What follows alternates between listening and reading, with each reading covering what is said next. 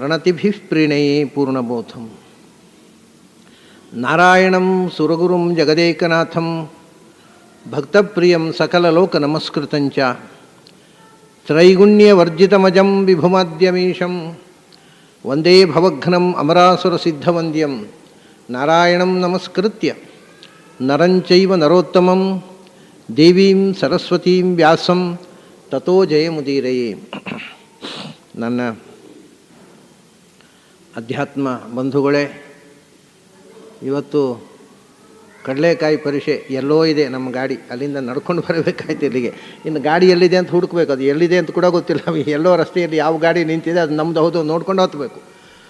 ಎಲ್ಲೋ ಇಲ್ಲಿಂದ ಒಂದು 3-4 ಫರ್ಲಾಂಗ್ ದೂರದಲ್ಲಿ ಎಲ್ಲೋ ಒಂದು ಓಣಿಯಲ್ಲಿದೆ ಅದು.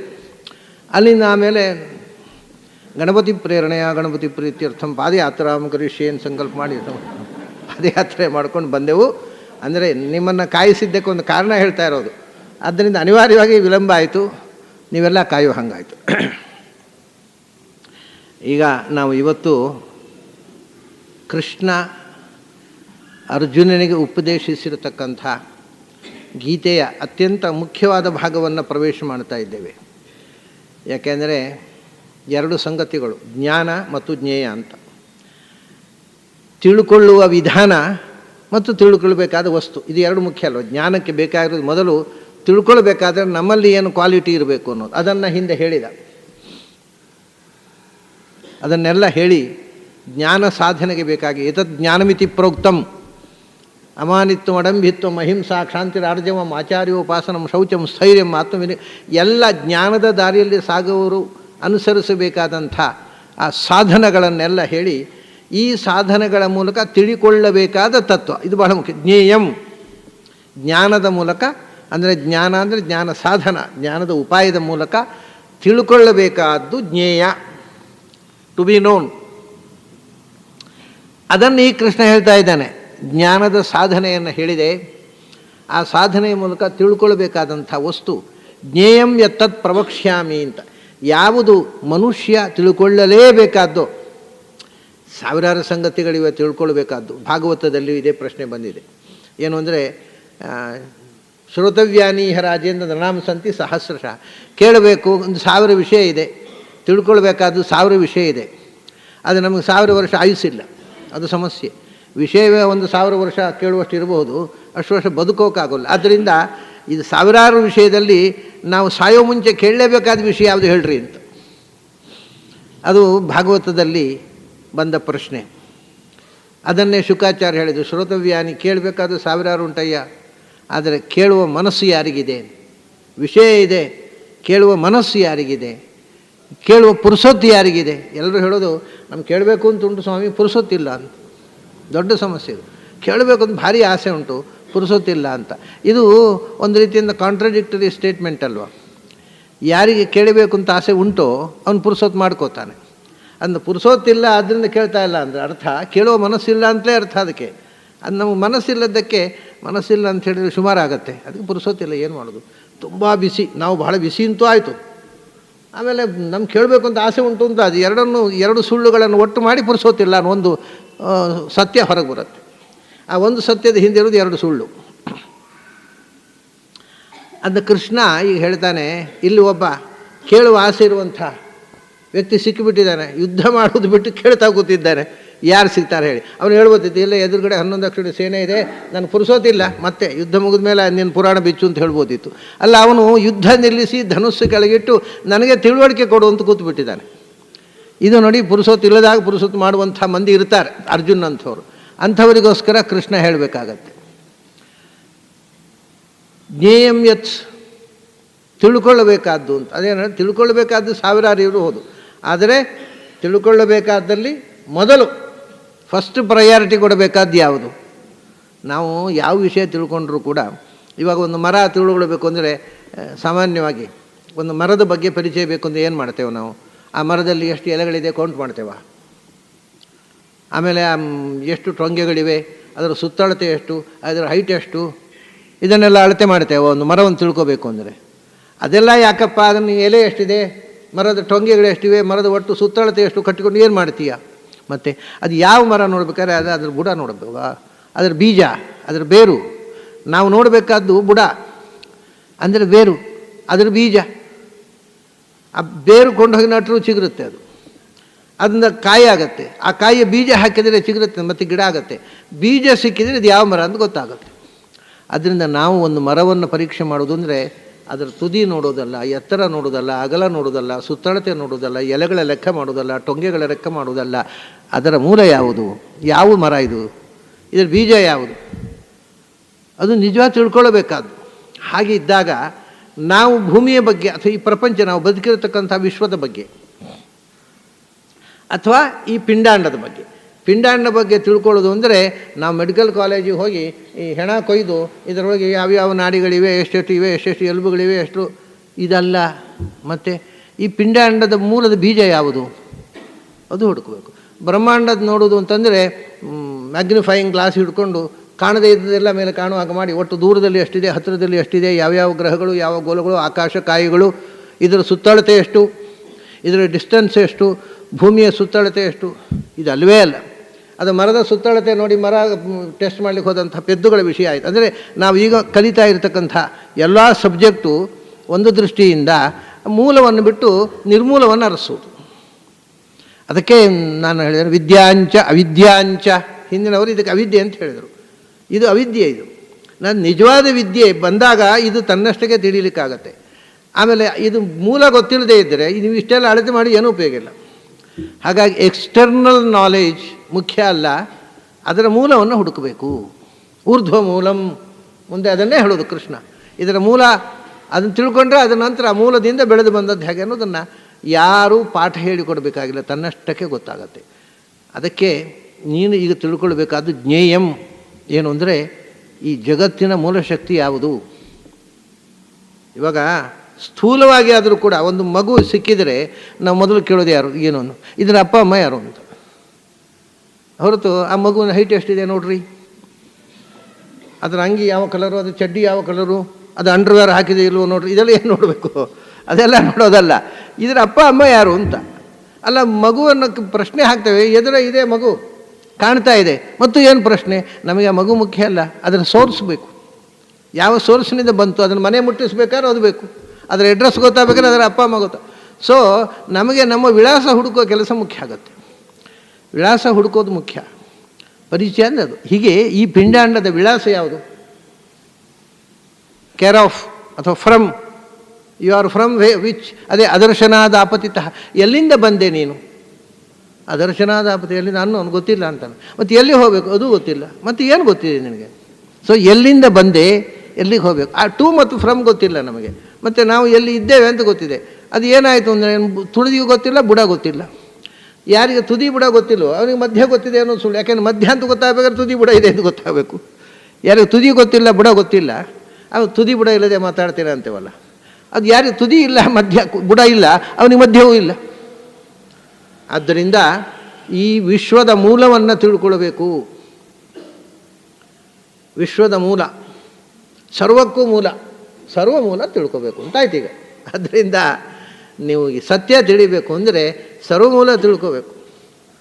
ಅದು ಅರ್ಥ ಆಯಿತು ಅಂದರೆ ವಿಶ್ವ ಎಲ್ಲ ಅರ್ಥ ಆಗುತ್ತೆ. ಅಂಥ ಮೊಟ್ಟ ಮೊದಲು ಇಡೀ ವಿಶ್ವ ಯಸ್ಮಿನ್ ವಿಜ್ಞಾತೆ ಸರ್ವಮಿದಂ ವಿಜ್ಞಾತಂ ಭವತಿ, ಇದು ಉಪನಿಷತ್ಕಾರರ ಪ್ರಶ್ನೆ. ಒಂದೊಂದನ್ನೇ ಪ್ರತ್ಯೇಕ ತಿಳಿಯೋದಲ್ಲ, ಯಾವುದೋ ಒಂದನ್ನು ತಿಳಿದರೆ ಎಲ್ಲ ತಿಳಿಬೇಕು. ಅಂಥದ್ದು ಏನಿದೆ ಅದನ್ನು ಹೇಳ್ರಿ ಅಂತ ಅವರ ಎಷ್ಟು ಪ್ರಿಸೈಸಾಗಿ ಹೇಳ್ತಾರೆ ನೋಡಿ. ಯಾವುದೋ ಒಂದನ್ನು ತಿಳಿದರೆ ಎಲ್ಲವೂ ತಿಳಿಯುತ್ತದೆ. ಎಲ್ಲವನ್ನು ಒಂದೊಂದನ್ನು ತಿಳಿಯುವುದಲ್ಲ, ಆ ಎಲ್ಲವೂ ತಿಳಿಯುವುದು ಯಾವುದರಿಂದಲೋ ಅದನ್ನು ಹೇಳ್ರಿ. ಅದಕ್ಕೆ ಜ್ಞೇಯಂ ಅಂದ ಕೃಷ್ಣ. ಇಲ್ಲಿ ತಿಳ್ಕೊಳ್ಳಬೇಕಾದ್ದು ಇದಲ್ಲ ಅದು ಅಂತ.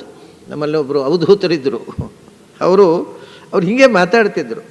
ಈಗ ಇಲ್ಲ, ಅವರು ತೀರ್ಕೊಂಡ್ರು ಇತ್ತೀಚೆಗೆ. ಅವರು ನನ್ನ ಹತ್ರ ಕೂತು ಮಾತಾಡೋದು ರಾತ್ರಿ ಒಂದು ದಿವಸ ಮಾತಾಡ್ತಾ ಕೂತಿದ್ದರು ಕೋಣೆಯಲ್ಲಿ. ವಾಸ್ತವಿಕವಾಗಿ ನಾನು ಬರಿತಾ ಇದ್ದೆ, ಅವರು ಕೋಣೆಯಲ್ಲಿ ಸುಮ್ಮನೆ ಕೂತಿದ್ದರು. ನಾನು ಬರಿತಾ ಓದ್ತಾ ಇದ್ದೆ, ಅವರು ಮಲ್ಕೊಂಡ್ರು. ಮಲ್ಕೊಂಡದ್ದು ನೋಡಿ ನಾನು ದೀಪ ಆರಿಸಿದೆ. ದೀಪ ಆರಿಸ್ತೀರಾ ಅಂತ ಕೇಳಿದರು. ಅಲ್ಲ, ನೀವು ಮಲಗಿದ್ದೀರಿ, ನಿಮಗೆ ತೊಂದರೆ ಆಗುತ್ತೇನೋ ಅಂತ ನಾನು ದೀಪ ಆರಿಸ್ತಾ ಇದ್ದೇನೆ ಅಂದೆ. ನಾನು ಮಲಗಲಿಕ್ಕೆ ಬಂದದ್ದಲ್ಲ, ನಾನು ಅಂತ ಹೇಳುವುದಿಲ್ಲ ಅವರು, ನಾವು ಮಲಗಲಿಕ್ಕೆ ಬಂದವರಲ್ಲ ಅಂದರು. ಹಾಗಾದ್ರೆ ದೀಪ ಹಾಕ್ತೀನಿ, ಏನು ಅಡ್ಡಿ ಇಲ್ಲ. ನಾವು ನಿಮ್ಮ ಹತ್ರ ಮಾತಾಡ್ಲಿಕ್ಕೆ ಬಂದವರು, ಮಲಗಲಿಕ್ಕೆ ಬಂದವರಲ್ಲ. ಅದು ಯಾಕೆ ನಿಮ್ಮ ಹತ್ರ ಮಾತಾಡ್ಲಿಕ್ಕೆ ಬಂದೆವು ಅಂದರೆ, ನಾವು ಮಾತಾಡಿದರೆ ಅರ್ಥ ಆಗೋದಿಲ್ಲ ಜನರಿಗೆ. ಯಾರಿಗೆ ಅರ್ಥ ಆಗುತ್ತೋ ಅವ್ರ ಹತ್ರ ಮಾತಾಡಬೇಕಲ್ಲ. ನಾವು ತುಂಬ ಜನರ ಹತ್ರ ಮಾತಾಡಿದೆವು, ಎಲ್ಲ ನಮ್ಮ ಮಾತುಗಳಿಗೆ ಈ ಮನುಷ್ಯ ಒಂದು ಸುತ್ತ ಕಮ್ಮಿ ಅಂತ ಹೇಳಿದರು. ಹಾಗಾಗಿ ಯಾರ ಹತ್ರ ಮಾತಾಡಿ ಉಪಯೋಗ ಇಲ್ಲ. ನಾವು ಮಾತಾಡಿದರೆ ನಮಗೆ ಹುಚ್ಚ ಅಂತ ಟೈಟ್ಲ್ ಬರುತ್ತೆ. ಅಂಥ ಹುಚ್ಚರ ಹತ್ರ ಮಾತಾಡಿ ಏನು ಉಪಯೋಗ? ಪಾಪ ತಾವು ಹುಚ್ಚರು ಅಂತ ಅವ್ರಿಗೆ ಗೊತ್ತಿಲ್ಲ, ನನ್ನ ಮಾತಿಗೆ ನನ್ನನ್ನು ಹುಚ್ಚ ಅಂತಾರೆ ಅವರು. ಅದಕ್ಕೆ ನನ್ನ ಮಾತು ಅರ್ಥ ಆಗುವವರೊಬ್ಬರು ಬೇಕಿತ್ತು, ಅದಕ್ಕೆ ನಿಮ್ಮ ಹತ್ರ ಮಾತಾಡೋಣ ಅಂತ ಬಂದೆ ಅಂತ ಕೂತ್ಬಿಟ್ರು. ಬೆಳಗಿನ ತನಕ ಮಾತಾಡಿದರು. ನಾನು ದೀಪ ಆರಿಸಿಲ್ಲ, ದೀಪ ಹಚ್ಚಿದೆ, ಬೆಳಗಿನ ತನಕ ಮಾತಾಡಿದೆ. ಅವರು ಏನು ಹೇಳಬೇಕಿತ್ತು ಅಂತ ಶುರು ಮಾಡಿದ್ದೇ ಇದು. ನಾವು ಇದೇ ಅಂತ ತಿಳ್ಕೊಂಡಿದ್ದೆವು, ಇದು ಅಲ್ಲ ಅದು ಅಂತ ಗೊತ್ತಾಯಿತು.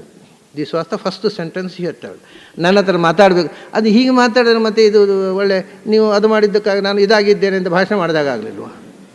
ಏನು ಇದೇ ಅಂತ ತಿಳ್ಕೊಂಡಿದ್ದೆವು, ಇದಲ್ಲ ಅದು ಅಂತ ಗೊತ್ತಾಯಿತು. ಆಮೇಲೆ ನಾವು ಒಳಗೆ ಹೋದೆವು. ಒಳಗೆ ಹುತ್ತವನ್ನು ಕಂಡೆವು. ಹುತ್ತದೊಳಗೆ ಹಾವಿತ್ತು. ನಾವು ಹುತ್ತದೊಳಗೆ ಕೈ ಹಾಕಿದೆವು.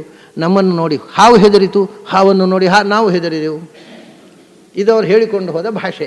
ಈ ಕೇಳಿದವ್ರು ಏನು ಹೇಳಬೇಕು? ಅಯ್ಯೋ ಏನೇನೋ ಮಾತಾಡ್ತಾರೆ, ಒಂದು ಸುತ್ತು ಕಮ್ಮಿ ಅವರಿಗೆ ಅಂತ. ಅದು ಹೇಳಿದ್ರು, ನಾನು ಹೇಳಿದ್ದು ಅರ್ಥ ಆಗದ ಜನರ ಹತ್ರ ಹೇಳಿ ಏನು ಉಪಯೋಗ? ಅದಕ್ಕೆ ನಿಮ್ಮ ಹತ್ರ ಪೂರ ಹೇಳಿ ಹೋಗಬೇಕು ಅಂತ ಬಂದೆ. ನನಗೆ ಅನಿಸಿದ್ದನ್ನೆಲ್ಲ ಹೇಳಿ ಒಮ್ಮೆ ತೊಳ್ಕೊಂಡು ಹೋಗಬೇಕು ಅಂತ ಬಂದಿದ್ದೇನೆ. ಹಾಗೆ ಅವರು ಇದು ನಮಗೆ ಇದು ಅಂತ ಇದ್ದಾಗ ಇದಲ್ಲ ಅದು ಅಂತ ಹುಡುಕೋದು. ಇದು ಅಲ್ಲ ಅದು, ಅದು ಯಾವುದು ನನಗೆ ಅದು, ಯಾವುದು ನನಗೆ ಗೊತ್ತಿಲ್ಲವೋ ಅಥವಾ ಯಾವುದು ನನ್ನ ಕಣ್ಮುಂದೆ ಇಲ್ಲವೋ ಅದು ಅದು. ಇದು ಕಣ್ಮುಂದೆ ಇದೆ, ಇದೆಲ್ಲ ನಾನು ಹುಡುಕಬೇಕಾದ್ದು. ನನಗೆ ಕಾಣದ್ದು ಒಂದು ಸತ್ಯ ಇದೆ, ಅದನ್ನು ಜ್ಞೇಯಂ ಅಂತ ಕೃಷ್ಣ. ಇದು ಅಲ್ಲ ಅದು ಅಂತ ನಮ್ಗೆ ಗೊತ್ತಾಗಬೇಕು ಮೊದಲು. ಬಹಳ ರೋಚಕವಾಗಿತ್ತು ಅವರ ಸಂಭಾಷಣೆ. ಇದು ಅಲ್ಲ ಅದು ಅಂತ ಹೇಳಿದ ಮೇಲೆ ನಾನು ಸುಮ್ಮನೆ ಬೇಕು ಅಂತ ಆ ಅವಧೂತರು ಅವರು ಸ್ವಭಾವತಃ ಅವರ ಸಾಧನೆ, ಅವರ ಅನಿಸಿಕೆ ಬೇರೆ. ಅವರು ಜನ್ಮತಃ ಅವರು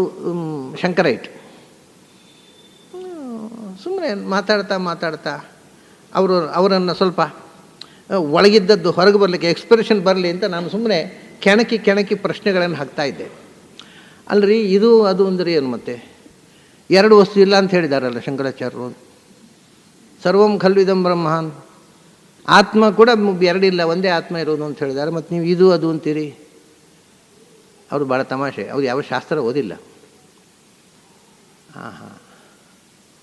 ಇದು ಅದು ಅಂತ ಎರಡು ಇಲ್ಲ ಅಂತ ಹೇಳಿದ್ದಾರೆ ಶಂಕರಾಚಾರ್ಯರು ಅಂತ ಕೇಳಿದ್ರು ನಾನು. ಹೌದು, ಎರಡು ವಸ್ತು ಇಲ್ಲ, ಎರಡು ಜೀವ ಇಲ್ಲ, ಒಂದೇ ಇರುವುದು. ಹೌದಾ? ಮತ್ತು ಯಾಕೆ ಅವರು ಫಿಲಾಸಫಿ ಬರೆದ್ರು ಅಂತ ಕೇಳಿದ್ರು ನನ್ನ ಹತ್ರ. ಬಹಳ ವಿಚಿತ್ರ ಇತ್ತು. ಅವರು ಫಿಲಾಸಫಿ ಯಾಕೆ ಬರೆದ್ರು? ಯಾರಿಗೋಸ್ಕರ? ಅಲ್ಲ, ಎಲ್ಲ ಒಂದೇ ಅಂತ ಅವ್ರಿಗೆ ಗೊತ್ತಾಗಿದೆಯಾ? ಗೊತ್ತಾಗಿದ್ದರೆ ಎರಡು ಇಲ್ಲಲ್ಲ, ಹೇಳೋದು ಯಾರಿಗೆ? How can he breach? How can he write something? ಇನ್ನೊಂದು ವಸ್ತು ಅವರಿಗೆ ಕಾಣಬಾರ್ದು ರಿಯಲೈಸೇಷನ್ ಆದರೆ. ಇನ್ನೊಂದು ವಸ್ತು ಇಲ್ಲದೇ ಇದ್ದರೆ ಅವ್ರು ಹೇಗೆ ಬರೆದ್ರು? ಅಲ್ಲ, ಅವ್ರಿಗೆ ಕಾಣ್ತಿತ್ತು. ಹಾಗಾದರೆ ಅವ್ರ ಮಾತು ನಂಬುದು ಹೇಗೆ? ಅವರಿಗೂ ರಿಯಲೈಸೇಷನ್ ಆಗಿಲ್ಲ ಅಂತಾಯಿತು. ಅವರಿಗೆ ಎರಡು ವಸ್ತು ಕಾಣ್ತದೆ. ಸೊ ಅಭೇದದ ಅದ್ವೈತದ ಸಾಕ್ಷಾತ್ಕಾರ ಆಗದೇ ಇದ್ದವರು ಅದ್ವೈತ ಇದೆ ಅಂತ ಹೇಳಿ ನಂಬುದು ಹೇಗೆ? ಸಾಕ್ಷಾತ್ಕಾರ ಆಗಿದ್ದರೆ ಅವರು ಉಪದೇಶ ಮಾಡೋದು ಹೇಗೆ? ಯಾರಿಗೆ ಮಾಡಬೇಕು? ಯಾರು ಇಲ್ಲೇ ಇಲ್ಲ ಎರಡು ವಸ್ತು ಅಂತಂದರು. ನನಗೆ ಗಾಬರಿ ಆಗೋಯ್ತು. ಇದೆಲ್ಲ ಶಾಸ್ತ್ರಗಳಲ್ಲಿ ಇಂಥ ವಾದಗಳು ಬಂದಿವೆ. ಬೇಕಾದಷ್ಟು ಶಾಸ್ತ್ರಕಾರಿ ಇಂಥ ವಾದಗಳನ್ನ ಹಾಕಿದ್ದಾರೆ. ಮೊಟ್ಟ ಮೊದಲು ಗೀತಾ ಭಾಷ್ಯದಲ್ಲಿ ನತ್ವಂ ನೇಮೇ ಜನಾಧಿಪಾಹ ನಚೈವ ನ ಭವಿಷ್ಯಾಮ ಸರ್ವೇ ವಯಮತಃ ಪರಂ ಅನ್ನುವ ಶ್ಲೋಕ ತಗೊಂಡು ಇದೇ ಮಾತನ್ನು ರಾಮಾನುಜಾಚಾರ್ಯರು ಭಾಷ್ಯದಲ್ಲಿ ಬರೆದಿದ್ದಾರೆ. ಆಮೇಲೆ ಮತ್ತೆ ಬಂದಿರತಕ್ಕಂಥ ಎಲ್ಲ ಆಚಾರ್ಯ ಪುರುಷರು ಈ ಮಾತನ್ನು ಎತ್ತಿ ಹಿಡಿದಿದ್ದಾರೆ. ಅವರಿಗೆ ಸಾಕ್ಷಾತ್ಕಾರ ಆಗಿದೆಯೋ? ಆಗಿದ್ದರೆ ಅವರು ಗ್ರಂಥ ಬರೆಯಲು ಸಾಧ್ಯ ಇಲ್ಲ. ಯಾರಿಗೋಸ್ಕರ ಬರೆಯೋದು? ಆಗಿಲ್ಲ ಆದರೆ ಅವ್ರ ಮಾತು ನಂಬುದು ಹೇಗೆ? ಒಳ್ಳೆಯ ಪ್ರಶ್ನೆ. ಈ ಮುದುಕ ಆಗ್ಬೋದು ಅವಧೂತರು ಅಂತ ಚೆನ್ನಾಗಿ ಮಾತಾಡ್ತಾರೆ ಅಂತ ಖುಷಿ ಆಯ್ತು ನನಗೆ. ಆಮೇಲೆ ಹೀಗೆ ಹೇಳಿದರು. ಆಮೇಲೆ ಅಲ್ರಿ ಒಂದು ವಿಷಯ, ವೇದವೇ ಹೇಳಿದೆ, ಶಂಕರಾಚಾರ್ಯ ಮಾತ್ರ ಅಲ್ಲ ಅಂದರೆ ಬೇಕು ಅಂತ ವೇದದಲ್ಲೇ ಹೇಳಿದ್ದಾರೆ. ಬ್ರಹ್ಮ ಇವ ಹೋತಿ, ನೀನು ಬ್ರಹ್ಮನನ್ನು ತಿಳ್ಕೊಂಡು ನೀನು ಬ್ರಹ್ಮನಾಗಿ ಬಿಡ್ತೀಯಾ ಅಂತ ವೇದದಲ್ಲೇ ಹೇಳಿದ್ದಾರೆ. ಅವರೊಂದು ದೊಡ್ಡ ಸಂಗತಿ. ಶಂಕರಾಚಾರ್ಯನು ಹೇಳೋದು ವೇದವೇ ಹೇಳಿದೆ. ನೀವು ವೇದ ಪುರುಷರಿಗೂ ಇದೇ ಪ್ರಶ್ನೆ ಆಗ್ತಾರೆ, ಅವ್ರಿಗೆ ಸಾಕ್ಷಾತ್ಕಾರ ಆಗಿದೆಯೋ ಇಲ್ಲೋ ಅಂತ ವಾದ ಮಾಡ್ತೀರಾ? ವೇದದಲ್ಲಿ ಹಾಗೆ ಹೇಳಿದ್ದಾರಾ? ಕರೆಕ್ಟು ಅಂದರು. ಅರೆ ಇದೆ ಅಂತ ಕರೆಕ್ಟ್ ಆಗೋದು? ವೇದದಲ್ಲಿ ಹೇಳಿದ್ದು ಕರೆಕ್ಟು. ಅಲ್ಲಿ ಏನು ಹೇಳಿದ್ದಾರೆ? ಬ್ರಹ್ಮನನ್ನು ತಿಳಿದವ ಬ್ರಹ್ಮ ಆಗ್ತಾನೆ ಅಂತಲ್ವಾ? ಕರೆಕ್ಟ್ ಅದು. ಹೇಗೆ ಗೊತ್ತಾ? ಈಗ ಒಬ್ಬ ಅಪ್ಪ ಇರ್ತಾನೆ, ಒಬ್ಬ ಮಗ ಇರ್ತಾನೆ. ನಾವು ಹೇಳ್ತೀವಿ ಇವನ ಅಪ್ಪ, ಇವನ ಮಗ, ಇವನು ದೊಡ್ಡದಾದ, ಅವನಿಗೆ ಮದುವೆ ಆಯಿತು, ಅವನು ಅಪ್ಪ ಆಗ್ತಾನೆ. ಅರೆ ಅಪ್ಪ ಆಗೋದು ಅದೇ ಅಪ್ಪ ಆಗೋದಲ್ಲ, ಅವನ ಮಗನೇ ಅವನು ಅಪ್ಪ ಆಗೋದು ಅಷ್ಟೇ.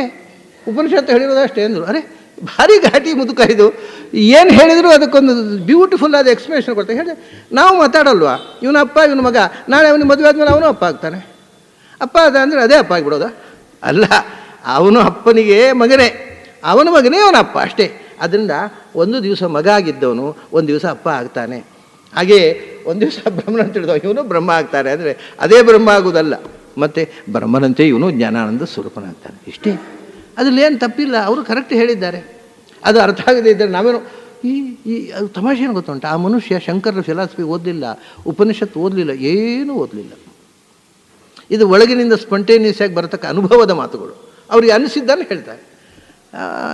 ಎಲ್ಲೋ ಒಂದು ಸರ್ತಿ ಅವ್ರದ್ದು ಕೇಳಿದೆ, ಅಲ್ಲ ಅವರ ತಾಯಿ ತೀರಿಕೊಂಡಾಗ ಸಂಸ್ಕಾರ ಮಾಡಲಿಲ್ಲ, ಮಾಡಿಸಿದ್ದಾರೆ, ತಾನು ಮಾಡಲಿಲ್ಲ. ಯಾಕ್ರಿ ನೀವು ಸಂಸ್ಕಾರ ಮಾಡಲಿಲ್ಲ ಅಂದರೆ ಒಳಗೆ ಕರ್ತಾ ಇಲ್ಲ. ಅವರು ಉತ್ತರ, ಒಳಗೆ ಕರ್ತಾ ಇಲ್ಲ ಅಂದರೆ ಒಂದು ನಾಹಂಕರ್ತ ಹರಿಕರ್ತ ಅನ್ನೋ ಹಾಗೆ ಒಳಗೆ ಕರ್ತಾ ಇಲ್ಲ, ಆದ್ದರಿಂದ ನಾವು ಮಾಡಲಿಲ್ಲ. ನಾನು ಬೇಕು ಅಂತ ಹೇಳಿದೆ. ಅಲ್ರಿ, ಶಂಕರಾಚಾರ್ಯರು ಅವ್ರ ತಾಯಿಗೆ ಸಂಸ್ಕಾರ ಮಾಡಿದ್ದಾರೆ, ಹಾಗಾದರೆ ಒಳಗೆ ಕರ್ತಾ ಇಲ್ಲ ಅನ್ನೋನು ಗೊತ್ತಿರಲಿಲ್ಲ ಅವರಿಗೆ. ತಕ್ಷಣ ಅವ್ರಿಗೆ ಗೊತ್ತಿರಲಿಲ್ಲ ಈ ವಿಷಯ, ಇದನ್ನು ಮಾಡ್ತಿರಲಿಲ್ಲ. ಇಷ್ಟು ಯಾವುದನ್ನು ಓದಲಿಲ್ಲ, ಅದು ಇಷ್ಟು ಪ್ರಿಸೈಸ್ ಆಗಿ ಹೇಳ್ತಾರೆ. ಇದೆಲ್ಲ ಅವರೇ ಅನುಭೂತಿಯಿಂದ ಅವರ ಒಳಗಿನಿಂದ ಬರತಕ್ಕಂಥ ಮಾತುಗಳು. ಅದು ಅದೇ ಯಾವುದು ಇಲ್ಲಿ ಕಾಣುವಂಥದ್ದು ಅಲ್ಲವೋ ಅದನ್ನು ಕಾಣುವ ಪ್ರಯತ್ನ. ಜ್ಞೇಯಂ ಯತ್ತತ್. ಬಹಳ ಕಷ್ಟ ಏನು ಅಂದರೆ ಅದು ಕಾಣುವುದಿಲ್ಲ. ಆದ್ದರಿಂದ ಲಾಜಿಕ್ನಿಂದ ಪ್ರೂವ್ ಮಾಡಲಿಕ್ಕೆ ಆಗುವುದಿಲ್ಲ. ಯಾವುದನ್ನು ನಾವು ಕಂಡಿದ್ದೇವೋ ಅದನ್ನು ಲಾಜಿಕ್ನಿಂದ ಇನ್ನೊಂದು ಕಡೆ ಇಲ್ಲಿ ಕಂಡ ಆಧಾರದ ಮೇಲೆ ಅಲ್ಲಿ ಪ್ರೂವ್ ಮಾಡ್ಬೋದು. ಈಗ ನಾವು ಹೊಗೆ ಮತ್ತು ಬೆಂಕಿ ಒಟ್ಟಿಗಿರೋದನ್ನು ಕಂಡಿದ್ದೇವೆ, ಮತ್ತೊಂದು ಕಡೆ ಹೊಗೆಯನ್ನು ಮಾತ್ರ ಕಂಡರೆ ಕಾಣದ ಬೆಂಕಿಯನ್ನು ಅನುಮಾನದಿಂದ ಲಾಜಿಕ್ನಿಂದ ಪ್ರೂವ್ ಮಾಡ್ತೇವೆ. ಹೊಗೆ ಇದ್ದವು ಬೆಂಕಿ ಹೊಗೆ ಒಟ್ಟಿಗಿರುತ್ತೆ ಅನ್ನೋದನ್ನು ನೋಡಿಯೇ ಇಲ್ಲದಿದ್ದರೆ ಲಾಜಿಕ್ ಮಾಡೋದು ಹೇಗೆ? ಸೊ ನಾವು ಲಾಜಿಕ್ ಮಾಡಬೇಕಾದ್ರೆ ಮೊದಲು ಒಂದಾದರೂ ಕಣ್ಣಾರೆ ಕಂಡಿರಬೇಕಲ್ಲ. ಕಣ್ಣಾರೆ ಕಂಡದ್ದರ ಬೇರೆ ಲಾಜಿಕ್ಕು, ಕಾಣದೇ ಇದ್ದದ್ದನ್ನು ಲಾಜಿಕ್ ಮಾಡಲಿಕ್ಕೆ ಆಗೋದಿಲ್ಲ. ಹಾಗಾಗಿ ನೀವು ಹೇಳುವಂಥ ಸಂಗತಿ ಪ್ರತ್ಯಕ್ಷಕ್ಕೆ ಸಿಗುವಂಥದ್ದಲ್ಲ, ಆದ್ದರಿಂದ ಲಾಜಿಕ್ ಮಾಡಲಿಕ್ಕೆ ಬರುವುದಿಲ್ಲ. ಯಾವುದು ಪ್ರತ್ಯಕ್ಷಕ್ಕೆ ಅನುಮಾನಕ್ಕೆ ಸಿಗೋಲ್ವೋ ಅದನ್ನು ಮಾತಿನಿಂದ ಹೇಳಲಿಕ್ಕೆ ಆಗೋದಿಲ್ಲ. ಇವಾಗ ಆನೆ ಅಂತ ನಾವು ಹೇಳಿದ ಕೂಡಲೇ ನಮಗೊಂದು ಅರ್ಥ ಆಗುತ್ತಲ್ಲ. ಒಂದು ಸೊಂಡಿಲಿರತಕ್ಕ ಎತ್ತರದ ಪ್ರಾಣಿ, ಕರ್ರಗಿನ ಪ್ರಾಣಿ, 2 ದಾಡಿ ಇರುವ ಪ್ರಾಣಿ. ಯಾಕೆ ಅರ್ಥ ಆಗುತ್ತೆ? ಒಂದು ಸರ್ತಿ ಅಪ್ಪ ಮಗುವನ್ನು ಕರ್ಕೊಂಡು ಹೋಗಿ ಝೂನಲ್ಲಿ ಇದು ಆನೆ ಅಂತ ತೋರಿಸಿದ್ದಾನೆ, ಹಾಗಾಗಿ ಅದು ಗೊತ್ತಾಯಿತು. ಅವನು ಜೀವಮಾನದಲ್ಲಿ ಆನೆಯನ್ನು ನೋಡದೇ ಇದ್ದರೆ ಆನೆ ಅಂತ ಹೇಳಿದ್ರೆ ಏನು ಅರ್ಥ ಆಗುತ್ತೆ? ಏನು. ಹಾಗಾಗಿ ನಿಮಗೆ ಭಾಷೆ ಅರ್ಥ ಆಗಬೇಕಾಗಿದ್ದರೂ ಮೊದಲು ಪ್ರತ್ಯಕ್ಷದಿಂದ ಅದರ ಪರಿಚಯ ಇರಬೇಕು. ಅಟ್ಲೀಸ್ಟ್ ಚಿತ್ರ ಆದರೂ ನೋಡಿರಬೇಕು, ಅದಕ್ಕೆ ಆನೆ ಅಂತ ಹೆಸರು ಅಂತ ದೊಡ್ಡವರು ಹೇಳಿದ್ರು. ಸೊ ಇದು ಒಂದು ಪ್ರತ್ಯಕ್ಷ ಇಲ್ಲದೇ ಇದ್ದರೆ ಶಬ್ದದಿಂದ ಹೇಳಿದ್ರೆ ನಾವು ನೋಡದೇ ಇದ್ದ ವಸ್ತುವನ್ನು, ನಾವು ಅನುಭವಿಸದೇ ಇದ್ದ ವಸ್ತುವನ್ನು, ನೋಡುವುದಂತಲ್ಲ, ಅನುಭವಿಸದೇ ಇದ್ದ ವಸ್ತುವನ್ನು ಶಬ್ದದಿಂದ ಹೇಳಿದರೆ ಅರ್ಥ ಆಗೋದಿಲ್ಲ.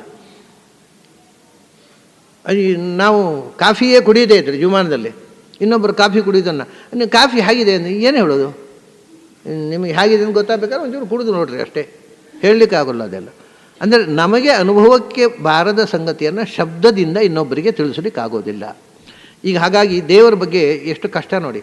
ಅದನ್ನು ತೋರಿಸ್ಲಿಕ್ಕೆ ಆಗೋದಿಲ್ವಾ? ಪ್ರತ್ಯಕ್ಷ ಇಲ್ಲ. ಆದ್ದರಿಂದ ಲಾಜಿಕ್ ಮಾಡಲಿಕ್ಕೆ ಬರೋದಿಲ್ವಾ?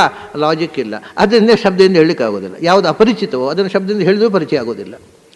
ಈ ಇರೋದೇ 3 ಸಂಗತಿ ಇನ್ನೊಬ್ಬರಿಗೆ ತಿಳಿಸಲಿಕ್ಕೆ, ಕಮ್ಯುನಿಕೇಟ್ ಮಾಡಲಿಕ್ಕೆ ಇರೋದೇ ಪ್ರತ್ಯಕ್ಷ, ಅನುಮಾನ, ಆಗಮ. ಒಂದು ಪರ್ಸೆಪ್ಷನ್, ಇಲ್ಲ ಇನ್ಫರೆನ್ಸ್, ಇಲ್ಲ ಇನ್ನೊಬ್ಬರು ನೋಡಿದ್ದನ್ನು ಅದು ವರ್ಡ್ಸ್ ಮೂಲಕ, ಥ್ರೂ ಲ್ಯಾಂಗ್ವೇಜ್. ಇದು ಯಾವುದರಿಂದಲೂ ಆಗೋದಿಲ್ಲ. ಇದು ಕೃಷ್ಣನ ಮಾತು ಎಷ್ಟು ವಿಚಿತ್ರ ನೋಡಿ. ಜ್ಞೇಯಂ ಯತ್ತತ್ ಪ್ರವಕ್ಷ್ಯಾಮಿ ಅಂತ. ಯಾವುದನ್ನು ಪ್ರತ್ಯಕ್ಷ ಅನುಮಾನ ಶಬ್ದಗಳು ಹೇಳಲಾರವೋ ಅದನ್ನು ನಾನು ಹೇಳ್ತೀನಿ ಇಂದ ವಕ್ಷ್ಯಾಮಿ. ಇದು ಕಾಂಟ್ರಡಿಕ್ಟರಿ ಒಂದು ದೃಷ್ಟಿಯಿಂದ. ಯಾವುದನ್ನು ಯಾವ ಪ್ರಮಾಣವೂ ತಿಳಿಸಲಾರದೋ ಅದನ್ನು ನಾನು ನಿನಗೆ ಶಬ್ದದ ಮೂಲಕ ತಿಳಿಸ್ತೇನೆ ಅಂತ. ಇದೇ ಫಿಲಾಸಫಿ. ಬಹಳ ವಿಚಿತ್ರ ಇದು. ಏನು ಅಂದರೆ ಫಿಲಾಸಫಿ ಏನು ಗೊತ್ತಾ? ಯಾವುದನ್ನು ಶಬ್ದದಿಂದ ಹೇಳಲಿಕ್ಕೆ ಆಗೋಲ್ವೋ ಅದನ್ನು ಶಬ್ದದಿಂದಲೇ ತಿಳಿಸಬೇಕು, ಬೇರೆ ಮಾರ್ಗವೇ ಇಲ್ಲ. ಇದು ಫಿಲಾಸಫಿ. ಶಬ್ದದಿಂದ ಹೇಳಲಿಕ್ಕಾಗದ್ದನ್ನು ಶಬ್ದದಿಂದಲೇ ತಿಳಿಸಬೇಕು. ಏನು ಮಾಡೋದು ಅದಕ್ಕೆ? ಅದನ್ನು ಮೊದಲು ಹೀಗೆ ಹೇಳೋದು, ನೀನು ಏನು ತಿಳ್ಕೋಬೇಕು ಅಂತ ಬಂದಿದ್ದೀಯಾ, ಅದನ್ನು ಶಬ್ದದಿಂದ ಹೇಳಲಿಕ್ಕೆ ಆಗೋದಿಲ್ಲಪ್ಪ, ಅಷ್ಟು ಗೊತ್ತಾಯ್ತಲ್ಲ. ಯಾವ ಶಬ್ದದಿಂದಲೂ ತಿಳ್ಕೊಳ್ಳಿಕ್ಕೆ ಆಗೋಲ್ಲ, ಇಷ್ಟು ಗೊತ್ತಾಯ್ತಾ? ಹೀಗೆ ಹೇಳ್ತಾ ಹೋಗಬೇಕು.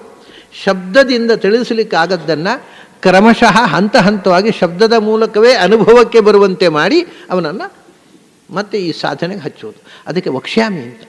ಯಾವುದನ್ನು ಶಬ್ದದಿಂದ ಹೇಳಲಿಕ್ಕೆ ಆಗೋದಿಲ್ವೋ ಅದನ್ನು ಹೇಳ್ತೀನಿ ನಾನು, ಬರೀ ಹೇಳೋದಲ್ಲ. ಪ್ರವಕ್ಷ್ಯಾಮಿ, ಪ್ರವಕ್ಷ್ಯಾಮಿ ಅನ್ನುವುದನ್ನೇ ನಾವು ಅಂದರೆ ಪ್ರವಕ್ಷ್ಯಾಮಿ ಅಂದರೆ ಪ್ರವಚನ ಮಾಡ್ತೇನೆ ಅಂತ ನಾವೀಗ ಹೇಳ್ತೇವಲ್ಲ, ಪ್ರವಚನ ಮಾಡೋದು ಅಂತ.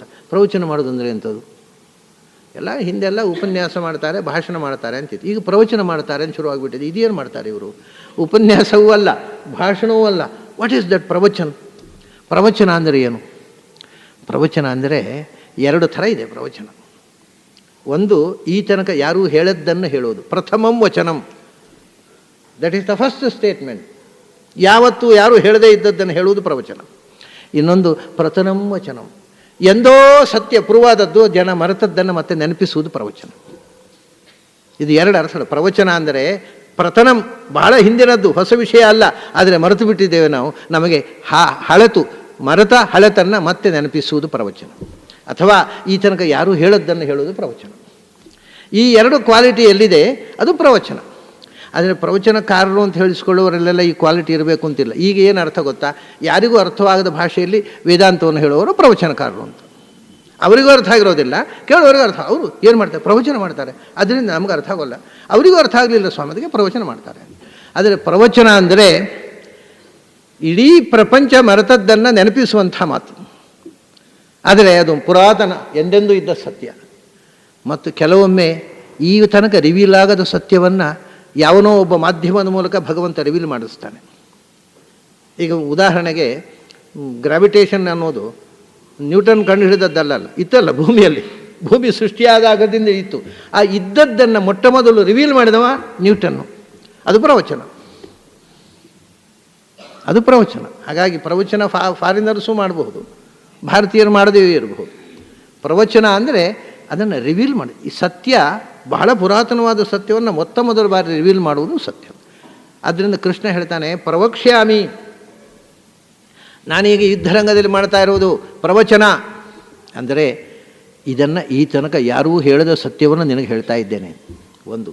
ಆದರೆ ಅದು ಪ್ರಥಮ, ಪುರಾತನ, ಎಲ್ಲಕ್ಕಿಂತ ಮೊದಲು ಇದ್ದ ಸತ್ಯ, ಅದು ಅನಾದಿ ಸತ್ಯ.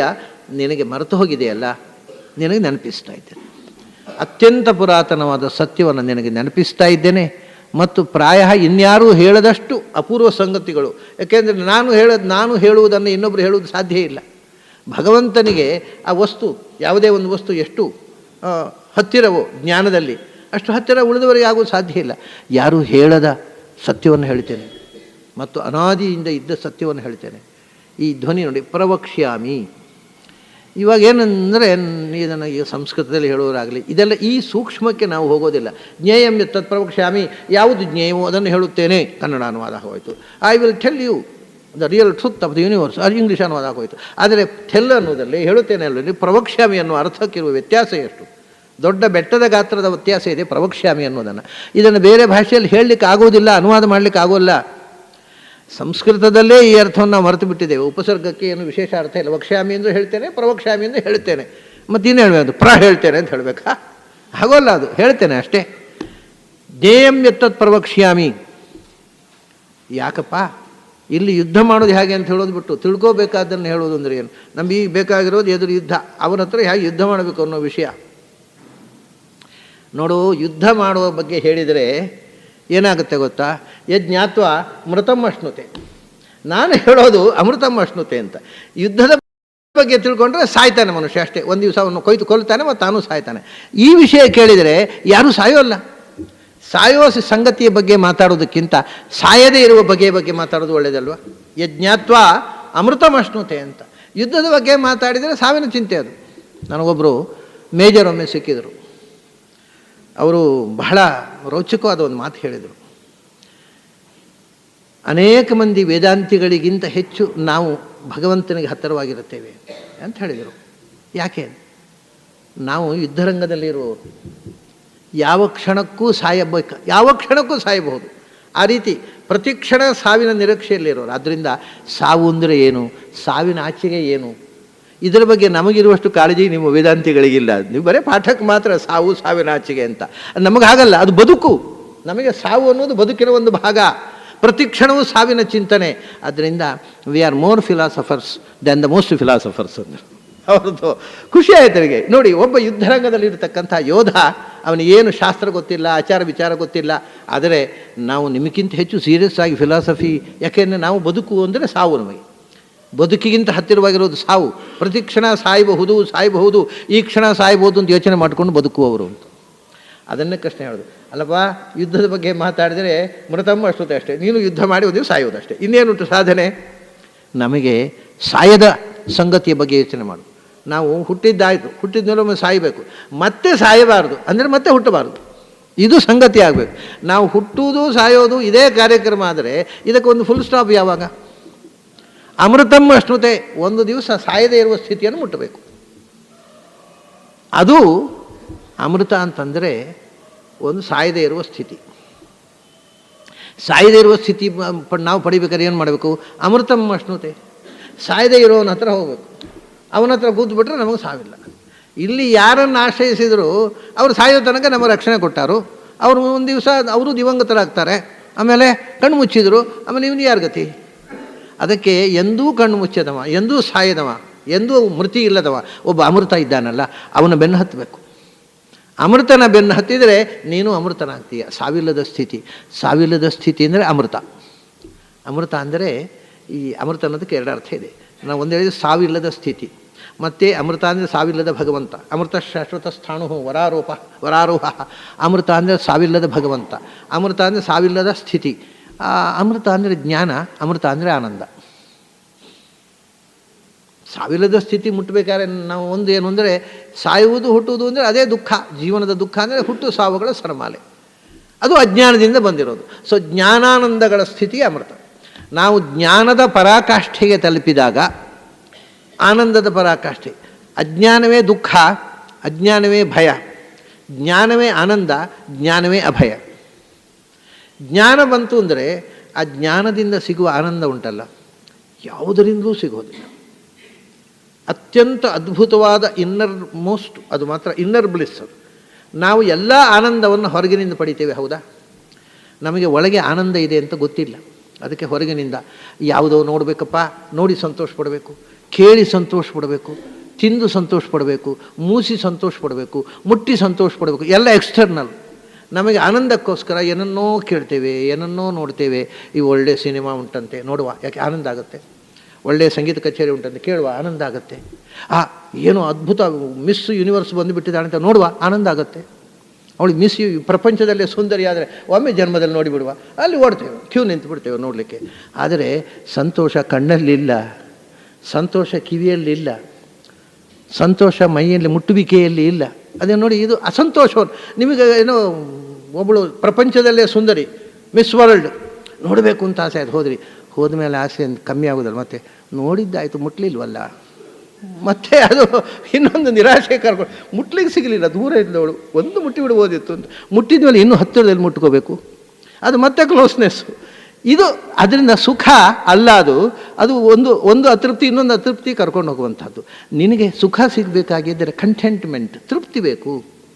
ಈ ತೃಪ್ತಿ ಹೊರಗಿನಿಂದ ಬರೋಲ್ಲ. ಒಂದು ಸಿಕ್ಕಿದರೆ ಇನ್ನೊಂದು ಸಿಗಲಿಲ್ಲ ಅನ್ನೋ ಅತೃಪ್ತಿ ಅದರೊಟ್ಟಿಗೆ ಇದ್ದೇ ಇದೆ. 1 ಕೋಟಿ ರೂಪಾಯಿ ಸಿಕ್ಕಿದರೆ ಸುಖ ಆಗೋಲ್ಲ, ಯಾಕೆಂದರೆ 10 ಕೋಟಿ ಸಿಗಲಿಲ್ವಲ್ಲ ಅಂತ ದುಃಖ ಆಗ್ತಾ ಇರುತ್ತೆ. ಅಂದರೆ ಪರಿಹಾರ ಇಲ್ಲ. ಈ ಅತೃಪ್ತಿಗೆ ಪರಿಹಾರ ನೀನು ಹೊರಗಿನಿಂದ ಎಕ್ಸ್ಟರ್ನಲ್ ಪ್ಲೆಷರನ್ನು ಎಕ್ಸ್ಟರ್ನಲ್ ಆರ್ಗನ್ಸ್ ಮೂಲಕ ಪಡೆಯುವುದನ್ನು ಬಿಟ್ಟು ಒಳಗಿನಿಂದ ಹುಡುಕಬೇಕು, ಆಗ ಆನಂದ. ಆ ಅರಿವು, ಒಳಗಿನ ಸತ್ಯದ ಅರಿವು ಉಂಟಲ್ಲ, ಅದೇ ನಿಜವಾದ ಆನಂದ.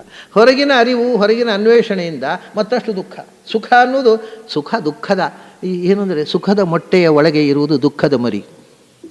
ಅದರಿಂದ ಸುಖ ಮೊಟ್ಟೆ ಬಂತು ಅಂದರೆ ಅದು ಒಡೆದಿರೋ ದುಃಖವೇ. ಸುಖಸ್ಯಾನಂತರಂ ದುಃಖಂ. ಸುಖ ಬಂತು ಅಂದರೆ ನೆಕ್ಸ್ಟ್ ಚೇಂಜ್ ಏನು? ದುಃಖವೇ. ಅಂದರೆ ಸುಖ ಬಂದಾಗ ಬಿವೇರ್ ಅಂದರು, ಎಚ್ಚರ.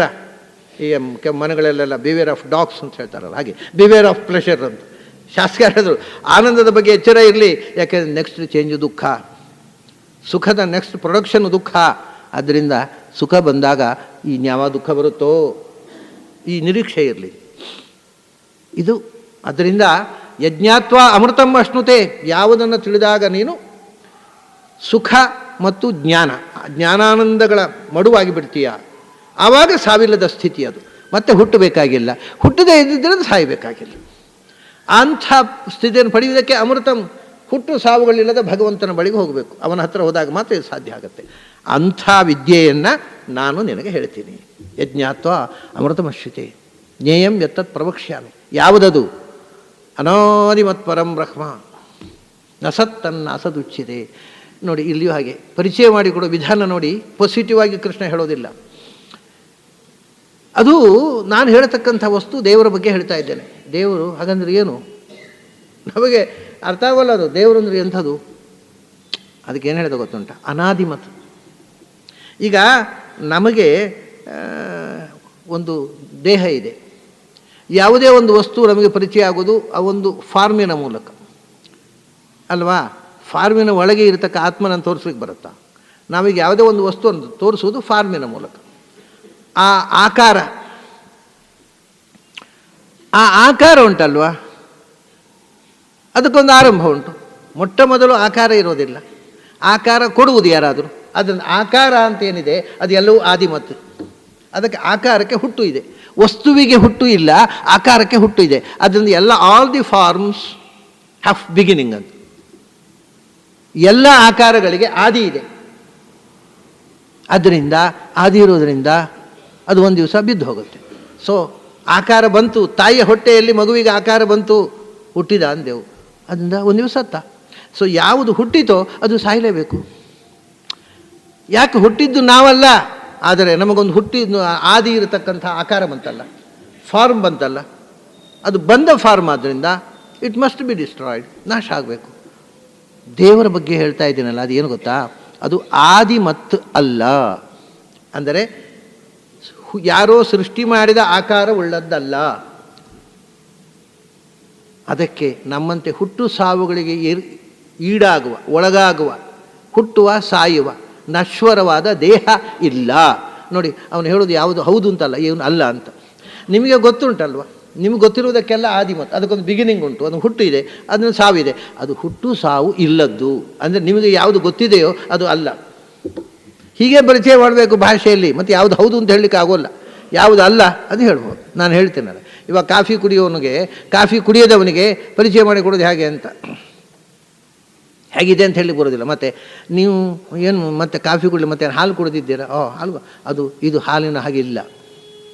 ಮತ್ತೇನು ಜ್ಯೂಸ್ ಕುಡಿದ್ದೇನೆ, ಜ್ಯೂಸಿನ ಹಾಗೆ ಇಲ್ಲ. ಮತ್ತೇನು ಕುಡಿದಿದ್ದೇನೆ, ಟೀ ಕುಡಿದ್ದೇನೆ, ಟೀ ಹಾಗೆ ಇಲ್ಲ. ಅಷ್ಟೇ ಹೇಳ್ಬೋದು. ಹೇಗೆ ಇದೆ ಅಂತ ಹೇಳಲಿಕ್ಕೆ ಬರೋದಿಲ್ಲ, ಹೇಗೆ ಇಲ್ಲ ಅಂತ ಅಷ್ಟೇ. ಭಗವಂತ ಎಲ್ಲ ಪ್ರಪಂಚದಲ್ಲಿ ನೀವು ನೋಡಿದ ಪ್ರತಿಯೊಂದು ವಸ್ತುವಿಗೂ ಬಿಗಿನಿಂಗ್ ಇದೆ, ಆದಿಮತ್. ಯಾಕೆಂದರೆ ಇಟ್ ಹ್ಯಾಸ್ ಫಾರ್ಮ್.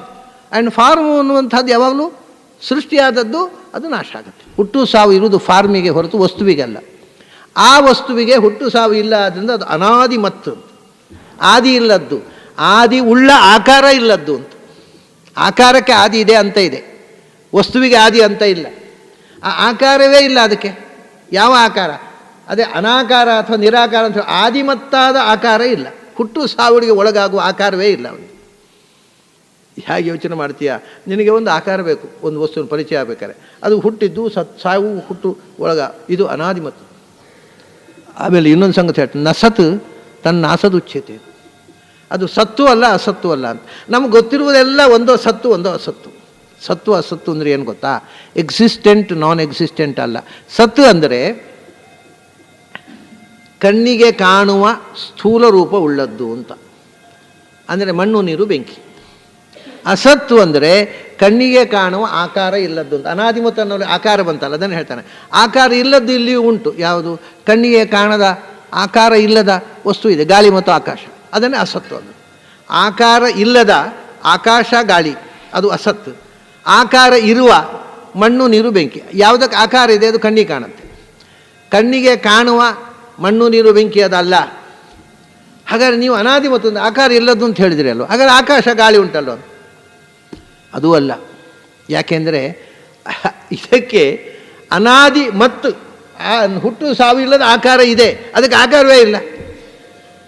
ಬಹಳ ವಿಚಿತ್ರ ಇದೆ. ಶಬ್ದಗಳನ್ನು ಹೇಗೆ ಪನ್ನು ಉಪಯೋಗಿಸಿದ್ದಾರೆ. ಅದಕ್ಕೆ ಅನಾದಿಯಾದ ಒಂದು ಆಕಾರ ಇದೆ ಭಗವಂತನಿಗೆ, ಆದರೆ ಆಕಾಶಕ್ಕೆ ಆಕಾರವೇ ಇಲ್ಲ, ಗಾಳಿಗೆ ಆಕಾರವೇ ಇಲ್ಲ. ಅಸತ್ ಅದು. ಆದರೆ ಭಗವಂತ ಅಸತ್ ಅಲ್ಲ, ಆಕಾರರಹಿತನೂ ಅಲ್ಲ. ಮತ್ತು ನಿಮಗೆ ಗೊತ್ತಿರುವಂಥ ಹುಟ್ಟು ಸಾವುಗಳಿಗೆ ಒಳಗಾಗುವ ಆಕಾರ ಉಳ್ಳವನೂ ಅಲ್ಲ, ನಿರಾಕಾರನೂ ಅಲ್ಲ. ಅವನು ಸಾಕಾರನೂ ಅಲ್ಲ, ನೀವು ತಿಳಿದಂಥ ಆಕಾರ ಇಲ್ಲ, ಆದರೆ ನಿರಾಕಾರನೂ ಅಲ್ಲ. ಯಾಕೆಂದರೆ ಅವನಿಗೆ ನೀವು ತಿಳಿದಂಥ ಮಣ್ಣು ನೀರು ಬೆಂಕಿಯಿಂದ ಆದ ಆಕಾರ ಇಲ್ಲ, ಆದರೆ ನಿಮಗೆ ಗೊತ್ತಿರದ ಜ್ಞಾನಾನಂದಮಯವಾದ ಆಕಾರ ಇದೆ. ನ ಸತ್ತನ್ನು ಅಸದುಚ್ಯತೆ. ಬಹಳ ಅದ್ಭುತವಾದಂಥ ಒಂದು ಶಬ್ದದಿಂದ ಭಗವಂತನ ಬಗ್ಗೆ ತಿಳಿ ಹೇಳುವ ವಿಧಾನ ಉಂಟಲ್ಲ ಇದು. ಅದನ್ನು ಪಾಸಿಟಿವ್ ಆಗಿ ಹೇಳಲಿಕ್ಕಾಗದೆ ನೆಗೆಟಿವ್ ಆಗಿ ಹೇಳಿ ಅದರ ಪಾಸಿಟಿವ್ ಆಸ್ಪೆಕ್ಟನ್ನು ತಿಳಿಪಡಿಸುವ ವಿಧಾನ ಅತ್ಯದ್ಭುತ ಇದು. ಇಲ್ಲಿ ಒಂದು ತಮಾಷೆಯನ್ನು ಹೇಳಬೇಕು ನಾನು, ಅಷ್ಟು ಹೇಳಿ ಮುಕ್ತಾಯಕ್ಕೆ ಬರ್ತೀನಿ. ಇಲ್ಲಿ ಅನಾದಿಮತ್ ಅಂತ ಇಲ್ಲೊಂದು ತಮಾಷೆ ಇದೆ. ಅನಾದಿಮತ್ ಅಂತ ಈಗ ಮಧ್ವಾಚಾರ್ಯಕ್ಕಿಂತ ಹಿಂದಕ್ಕೆ ಹೋಗೋಣ. ಇದಕ್ಕೆ ಶಂಕರರು ಭಾಷ್ಯ ಬರೆದಿದ್ದಾರೆ, ರಾಮಾನುಜರು ಭಾಷ್ಯ ಬರೆದಿದ್ದಾರೆ, ಆಮೇಲೆ ಬಹಳ ಜನ ಬರೆದಿದ್ದಾರೆ, ಮಧ್ವರು ಬರೆದಿದ್ದಾರೆ, ಭಾಸ್ಕರಾಚಾರ್ಯರು ಬರೆದಿದ್ದಾರೆ. ಅನಾದಿಮತ್ ಅಂತಿದೆ, ಅಂದರೆ ಆದಿ ಉಳ್ಳದ್ದು ಅಲ್ಲ ಅಂತ. ಮೇಲ್ನೋಡು ಕಾಣುವುದು ಆದಿ ಉಳ್ಳದ್ದು ಅಲ್ಲ ಅಂತ. ಅಂದರೆ ಅನಾದಿ ಸಾಕಲ್ಲ, ಅನಾದಿ ಮತ್ತು ಯಾಕೆ? ಅನಾದಿ ಅಂದರೂ ಕೂಡ ಆದಿ ಇಲ್ಲದ್ದು ಅಂತ. ಆದಿ ಮತ್ತು ಅಲ್ಲ ಅಂದರೂ ಆದಿ ಇಲ್ಲದ್ದು ಅಂತ ಅರ್ಥ. ಹಾಗಾದರೆ ಅನಾದಿ ಮತ್ತು ಅಂತ ಅನ್ನೋದು ಯಾಕಪ್ಪ? ಅನಾದಿನ ಸಾಕು. ನಿಮಗೆ ಆಶ್ಚರ್ಯ ಆಗಬಹುದು, ಶಂಕರರು ಏನು ಬರೆದಿದ್ದಾರೆ ಗೊತ್ತಾ ಭಾಷ್ಯ? ಅನಾದಿ ಅಂತಲೇ ಅರ್ಥ, ಬೇರೆ ಅರ್ಥ ಮಾಡಿ ಬರುವುದೇ ಇಲ್ಲ. ಈಗ ನಾವು ಮಾಡಿದೆವು, ಅವ್ರು ಹೇಳ್ತಾರೆ ಬೇರೆ ಅರ್ಥ ಮಾಡಲಿಕ್ಕೆ ಬರೋದಿಲ್ಲ. ಅನಾದಿ ಮತ್ತು ಅಂದರೆ ಅನಾದಿ ಅಂತಲೇ ಅರ್ಥ. ಮತ್ತು ಮತ್ತು ಅಂತ ಯಾಕೆ ಹೇಳಿದ್ರು? ಶ್ಲೋಕ ಭರ್ತಿ ಆಗಬೇಕಲ್ಲ, ಅದಕ್ಕೋಸ್ಕರ ಹೇಳಿದರು. ಹೇಗಿದೆ ಶ್ಲೋಕ? ಅಲ್ಲಿ 8 ಅಕ್ಷರ ಆಗಬೇಕಲ್ಲ. ಅನಾದಿ ಪರಂಬ್ರಹ್ಮ ಅಂದ್ಬಿಟ್ರೆ 7 ಅಕ್ಷರ ಆಯಿತು, ಅದಕ್ಕೆ 8 ಅಕ್ಷರ ಆಗಬೇಕಲ್ಲ.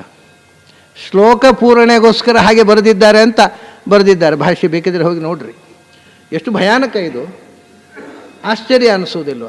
ವೇದವ್ಯಾಸರು ಶ್ಲೋಕ ಪೂರ್ಣೆಗೋಸ್ಕರ ಮತ್ತು ಅಂತ ಸೇರಿಸಿದ್ರು ಅಂತ. ಶ್ಲೋಕ ಪೂರ್ಣೆಗೆ ಅನಾದಿ ತತ್ಪರಂಬ್ರಹ್ಮ ಅಂತ ಹೇಳಿದ್ರೆ ಆಗೋಲ್ವ? ಅನಾದಿ ಮತ್ತೆ ಯಾಕೆ ಹೇಳಬೇಕು? ಆಚಾರ್ಯ ಹೇಳಿದರು ಶ್ಲೋಕ ಪೂರ್ಣೆಗೋಸ್ಕರ ಬರೆದಿದ್ದರೆ ವೇದವ್ಯಾಸರ ಗ್ರಂಥಕ್ಕೆ ಭಾಷ್ಯ ಬರೆಯುವ ಅಗತ್ಯವೇ ಇಲ್ಲ. ಯಾಕೆಂದ್ರೆ ಶ್ಲೋಕ ಮಾಡಲಿಕ್ಕೆ ಗೊತ್ತಿಲ್ಲದಿದ್ದವ್ರ ಭಾಷ್ಯಕ್ಕೆ ವ್ಯಾಖ್ಯಾನ ಯಾಕೆ ಬರೀಬೇಕು? ಅವರು ಒಂದೊಂದು ಅಕ್ಷರವೂ ಅರ್ಥಪೂರ್ಣವಾಗಿದ್ದರೆ ಅದಕ್ಕೆ ವ್ಯಾಖ್ಯಾನ ಮಾಡಿರಿ, ಇಲ್ಲಾಂದರೆ ವ್ಯಾಖ್ಯಾನ ಮಾಡಲಿಕ್ಕೆ ಬರಬೇಡಿ. ಸುಮ್ಮನೆ ಅವ್ರಿಗೆ ಶ್ಲೋಕ ಮಾಡಲಿಕ್ಕೆ ಬರಲಿಲ್ಲ, ಒಂದು ಅಕ್ಷರ ಜಾಸ್ತಿ ಬರೆದ್ರು ಅಂತ ಅನ್ನೋದು ಒಂದು ವ್ಯಾಖ್ಯಾನವ. ಹಾಗೆ ವ್ಯಾಖ್ಯಾನ ಬರೆದು ವೇದವ್ಯಾಸರಿಗೆ ಅಪಚಾರ ಮಾಡಿಬಿಡ್ರಿ. ಹೇಳ್ರಿ ನನಗೆ ಅದಾಂದು ಮತ್ತು ಅಂತ. ಅದು ಮತ್ತು ಅಂದ್ರೆ ಏನು ಗೊತ್ತಾಗಿಲ್ಲಪ್ಪ, ಅದು ಮತ್ತು ಜಾನ ಅರ್ಥ ಆಗದೆ ಇರೋದು. ಸರಿ, ಹಾಗೆ ಹೇಳ್ರಿ ಬೇಕಾದರೆ. ಅದಕ್ಕೆ ಅರ್ಥ ಇಲ್ಲ ಶ್ಲೋಕ ಪೂರ್ಣೆಗೆ ಅಂತ ಹೇಳಬೇಡಿ. ಯಾಕೆಂದರೆ ನಿಮಗೂ ಗೊತ್ತಿಲ್ಲದೆ ಇದ್ದದ್ದನ್ನು ವೇದವ್ಯಾಸರ ತಲೆ ಮೇಲೆ ಯಾಕೆ ಹೊರ್ತೀರಿ? ಬಹಳ ವಿಚಿತ್ರ. ಇದನ್ನು ಭಾಳ ಆಶ್ಚರ್ಯ ಏನು ಅಂದರೆ, ಶಂಕರೈಟ್ಸ್ ಅಲ್ಲದೇ ಇದ್ದವರಿಗೆ ಹೌದು ಅಂತ ಕಾಣುತ್ತೆ, ಹೌದಲ್ಲ ಹಾಗೆ ಹೇಳಬಾರ್ದಿತ್ತು ಅಂತ. ಆದರೆ ನೀವು ಶಂಕರೈಟ್ ಆಗಿಬಿಟ್ಟಿದ್ದರೆ ಆಹಾ ಏನು ಅದ್ಭುತ, ಅನಾದಿ ಮತ್ತು ಅನ್ನೋದು ಶ್ಲೋಕ ಪೂರ್ಣೆಗೆ ಅಂತ ಹೇಳಿಬಿಟ್ರು, ಏನು ಅದ್ಭುತ, ನಮ್ಮ ಆಚಾರ ಭಾಷೆಯನ್ನು ಕೆನ್ನೆ ತಟ್ಟಿಕೋತೀರ. ಯಾಕೆಂದರೆ ನಿಮಗೆ ನಂಬಿಕೆ ಮುಖ್ಯ. ಆ ನಂಬಿಕೆ ನಿಮ್ಮ ಎಲ್ಲ ಡಿಫೆಕ್ಟ್ಗಳನ್ನು ತೆಗೆದು ಕೆನ್ನೆ ತಟ್ಟಿಸುತ್ತೆ. ಇಷ್ಟು ದುರ್ಬಲವಾದ ಒಂದು ವ್ಯಾಖ್ಯಾನ ಅದು. ಆಹಾ, ಶಂಕರ ಭಗವತ್ಪಾದರ ಅದನ್ನು ಬರೆದು ಇನ್ಯಾರಿಗೂ ಬರೀಲಿಕ್ಕೆ ಆಗ್ತಿಲ್ಲ. ಹೌದು, ಇನ್ಯಾರು ಬರೀತಿರಲಿಲ್ಲ. ಇದು ಮನುಷ್ಯನ ಒಂದು ವಿಚಿತ್ರ. ನಿಮಗೆ ಒಮ್ಮೆ ನಂಬಿಕೆ ಬಂತೋ ಅವ್ರು ಹೇಳಿದ್ದೆಲ್ಲ ಚಂದ ಕಾಣುತ್ತೆ. ಆಚಾರ್ಯರು ಅದಕ್ಕೆ ಹೇಳ್ತಾರೆ ಅನ್ಯಥಾ ಅನಾದಿತ್ಯೇವ ಅವಕ್ಷತ್. ಅನಾದಿ ಮತ್ತು ಯಾಕಯ್ಯ ಹೇಳಬೇಕು? ಅನಾದಿ ಅಂತ ಹೇಳಿದರೆ ಸಾಕಾಗಿತ್ತಲ್ಲ. ನಿಮ್ಮ ಪ್ರಕಾರ ಬೇರೆ ಏನೂ ಅರ್ಥ ಇಲ್ಲ, ಮತ್ತು ಅನ್ನೋದು ವ್ಯರ್ಥ. ಮತ್ತು ಯಾಕೆ ಹೇಳಬೇಕಿತ್ತು? ಅನಾದಿತ್ಯೇವ ಅವಕ್ಷತ್. ಆದರೆ ಅನಾದಿ ಅಂತ ಅನ್ನೋದಕ್ಕೆ ನೀವು ಹೇಳಿದ ಅರ್ಥ ಒಪ್ಕೋಬೋದು, ನಾನು ಒಪ್ಕೋತೇನೆ. ಅದು ನಿಮ್ಮ ಹಾಗೆ ಶ್ಲೋಕ ಪೂರ್ಣಗಲ್ಲ. ಅನಾದಿ ಅಂತ ಹೇಳಿದರೆ ಅನಾದಿ ಮತ್ತು ಅಂದರು ಅನಾದಿ ಅಂದರು ಒಂದೇ ಅರ್ಥ. ಹೌದು, ಅದು ಕರೆಕ್ಟು. ಮತ್ತು ಯಾಕೆ ಹೇಳಿದ್ರು ಅಂತ ನನ್ನ ಹತ್ರ ಕೃತ್ಯ ಇದೆ ಅಂತಾರೆ ಆಚಾರ್ಯರು. ನಿಮಗೆ ಅದು ಯಾಕೆ ಅಂತ ಹೊಳಿಲಿಲ್ಲ. ಅನಾದಿ ಅಂತ ಹೇಳಿದರೆ ಏನು ಅರ್ಥ ಆಗುತ್ತೆ ಗೊತ್ತಾ? ಆದಿ ಇಲ್ಲದ್ದು ಅಂತ ಒಂದು ಅರ್ಥ ಆಗುತ್ತೆ, ಅಷ್ಟೇ ಅಲ್ಲ. ಮತ್ತು ಆದಿಹಿ ನಭವತಿ, ಅದು ಯಾವುದಕ್ಕೂ ಕಾರಣ ಅಲ್ಲ ಅನ್ನುವಂಥ ಒಂದು ತಪ್ಪರ್ಥ ಆಗ್ಬೋದಾ? ಅದು ಯಾವುದಕ್ಕೂ ಆದಿ ಅಲ್ಲ, ಅನಾದಿ ಅಂದರೆ ಕಾರಣ ಅಲ್ಲ, ಅದರಿಂದ ಈ ಜಗತ್ತು ಸೃಷ್ಟಿಯಾದ್ದಲ್ಲ ಅಂತ ಇನ್ನೊಂದು ಅರ್ಥ ಆಗುವ ಸಾಧ್ಯತೆ ಉಂಟಲ್ಲ. ಅದು ತಪ್ಪು ಅರ್ಥ ಆಗದೇ ಇರಲಿ ಅಂತ ಅನಾದಿಮತ್ ಅಂತ ಹೇಳಿದರು ಅಂತ. ಈ ಜಗತ್ತು ಆದಿಮತ್ ಅಂದರೆ ಅದಕ್ಕೊಂದು ಕಾರಣ ಇದೆ. ಭಗವಂತ ಆದಿಮಾನ ಅಲ್ಲ, ಯಾಕಂದರೆ ಅವನಿಗೊಬ್ಬ ಅಪ್ಪ ಇಲ್ಲ. ನೋಡಿ, ಈಗ ಅರ್ಥ ಬೇರೆ ಆಯಿತಾ? ಹೀಗೆ ಹೊಸ ಅರ್ಥವನ್ನು ಹೊಳಿಸುವುದಕ್ಕೋಸ್ಕರ, ವ್ಯರ್ಥ ಅಲ್ಲ, ಶ್ಲೋಕ ಪೂರ್ಣೆಗೋಸ್ಕರ ಅಲ್ಲ. ವ್ಯಾಖ್ಯಾನ ಮಾಡಲಿಕ್ಕೆ ಗೊತ್ತಿದ್ದವರು ಯಾರೂ ಈ ಥರ ಬರೆಯೋಲ್ಲ. ಶ್ಲೋಕ ಪೂರ್ಣೆಗೋಸ್ಕರ ಅಪಿಮಾಶಂ ಅಶಂಕುರ್ಯಾತ್, ಅದು ಈ ಶ್ಲೋಕ ಮಾಡಲಿಕ್ಕೆ ಗೊತ್ತಿಲ್ಲದಿದ್ದವರು ಭೋಜನಂ ದೇಹಿ ರಾಜೇಂದ್ರ ಘೃತಸೂಪ ಸಮನ್ವಿತಂ ಮಾಹಿಷಂಚ ಶರತ್ಚಂದ್ರ ಚಂದ್ರಿಕಾ ಧೌಳಂ ದಧಿ. ಹಂಗಾಯ್ತಿದು. ಇದು ಕಾಳಿದಾಸನ ಕಾಲದಲ್ಲಿ ನಡೆದ ಕಥೆ, ಸುಮ್ಮನೆ ಭೋಜ ಪ್ರಬಂಧದ ಅಜ್ಜಿಕಥೆ ಇದು. ಭೋಜನಂ ದೇಹಿ ರಾಜ, ಅವನು ಭೋಜರಾಜ ಒಂದು ಅನೌನ್ಸ್ ಮಾಡಿದಂತೆ, ಯಾರ ಒಳ್ಳೆಯ ಶ್ಲೋಕ ಬರೆದು ಬಿಟ್ರೆ, ಚಂದ ಇರಬೇಕು ಆ ಶ್ಲೋಕ, ಒಂದು ಅಕ್ಷರಕ್ಕೆ 1 ಲಕ್ಷ ರೂಪಾಯಿ. ಹಾಂ, ಒಂದು ಅನುಷ್ಠು ಶ್ಲೋಕ ಬರೆದು ಬಿಟ್ರೆ 32 ಲಕ್ಷ ಸಿಗುತ್ತಲ್ಲ. ಎಲ್ಲ ಪಂಡಿತರು ಬಂದರು ಶಾಲು ಹೊತ್ಕೊಂಡು, ಹಳೆಯ ಶಾಲು ಎಲ್ಲ ಒಳಗಿದ್ದದನ್ನು ಜಾಡಿಸ್ಕೊಂಡು ಬಂದರು. ಒಂದು ಸಾಲಾಗಿ ಶಾಲುಗಳು ಆಮೇಲೆ ಶಾಲಿನಿಂದ ಹೊರಗೆ ಬರಬೇಕಲ್ಲ ಕವಿತೆ, ಅದು ಬರೋಲ್ಲ. ಶಾಲು ಬಂತು ಆದರೆ ಕವಿತೆ ಹೊರಗೆ ಬರಲಿಲ್ಲ. ಏನು ಕವಿತೆ ಕಡೆಗೆ ಒಬ್ಬರು ಎದ್ದು ಭಾಳ ಕಷ್ಟಪಟ್ಟು ಅವರಿಗೇನು ಅಂದರೆ ಇವತ್ತು ಮಧ್ಯಾಹ್ನ ಎಲ್ಲಿ ಪ್ರಾಪ್ತಿ, ನಾಳೆ ಮಧ್ಯಾಹ್ನ ಎಲ್ಲಿ ಇದೇ ಯೋಚನೆ ಮಾಡಿದರು. ಭೋಜನಂ ದೇಹಿ ರಾಜೇಂದ್ರ ಒಂದು ಲೈನು ಬಂದುಬಿಡ್ತು, ಊಟ ಕೊಡು ಮಹಾರಾಜ. ಎರಡನೇ ಲೈನ್ ಏನು ಅಂತ ಗೊತ್ತಾಗಿಲ್ಲ. ಕಡೆ ಮತ್ತೊಬ್ಬರಂದರು ಘೃತ ಸೂಪ್ ಸಮನ್ವಿತಂ, ಒಳ್ಳೆ ಸೂಪ್ ಇರಬೇಕು, ಒಳ್ಳೆ ತುಪ್ಪ, ಅದು ಮೂಗು ಹಿಡ್ಕೊಂಡು ತಿನ್ನುವಂಥ ಅಂಗಡಿನ ಥರ ತುಪ್ಪ ಇರುತ್ತಲ್ಲ, ಅದು ಆ ಪಕ್ಕದ ಎಲೆಗೆ ಹಾಕುವ ನಾವು ಮೂಗು ಹಿಡ್ಕೊಳ್ಬೇಕಂತ, ಅಷ್ಟು ಕೆಟ್ಟ ವಾಸನೆ ಹೊಡೆಯುತ್ತಲ್ಲ, ಅಂಥ ತುಪ್ಪ ಸುರಿಬೇಕು, ಅಂಥ ಊಟ ಬೇಕು ಅಂತ ಹೇಳಿದರು. ಆಮೇಲೆ ಏನೂ ಗೊತ್ತಾಗಿಲ್ಲ. ಆಯಿತು ಊಟ ಕೊಡು ಅಂತ ಆಯಿತು, ಅದಕ್ಕೆ ತುಪ್ಪ ಹಾಕಿದ್ದಾಯಿತು, ಸೂಪ್ ಆಯಿತು, ಇನ್ನೇನು ಹೇಳೋದು. ಅರ್ಧ ಶ್ಲೋಕ ಆಗೋಯ್ತು, 16 ಲಕ್ಷ ಸಿಕ್ಕಿದ್ದು ಬಂತು, ಇನ್ನು 17ನೇ ಲಕ್ಷಕ್ಕೆ ಮುಂದೆ ಹೊಳೆಯೋದೇ ಇಲ್ಲ. ಅಷ್ಟೊತ್ತಿಗೆ ಕಾಳಿದಾಸ ಕೂತಿದ್ದ. ಏನು ಮುಂದೆ ಉತ್ತರಾರ್ಧ ಎಲ್ಲ ಮೇಲೆ ಕಡೆಗೆ ನೋಡ್ಲಿಕ್ಕತ್ತಿದ್ರು. ಎದ್ದು ನಿಂತ ಅವನು ಒಂದು ಉತ್ತರಾರ್ಧ ನಾನು ಪೂರೈಕೆ ಮಾಡಲ, ಮಾಡಪ್ಪ 16 ಲಕ್ಷ ನೀನೇ ತಗೋ, ನಮ್ಗೆ 14 ಲಕ್ಷ ಸಾಕು, ಅಷ್ಟಾದ್ರು ಸಿಗುತ್ತಲ್ಲ. ಮಾಹಿಷಂಚ ಶರತ್ಚಂದ್ರ ಚಂದ್ರಿಕಾ ಧವಳಂ ದಧಿ ಅಂತ ಇವ. ಏನು ವಿಚಿತ್ರವಾಗಿದೆ.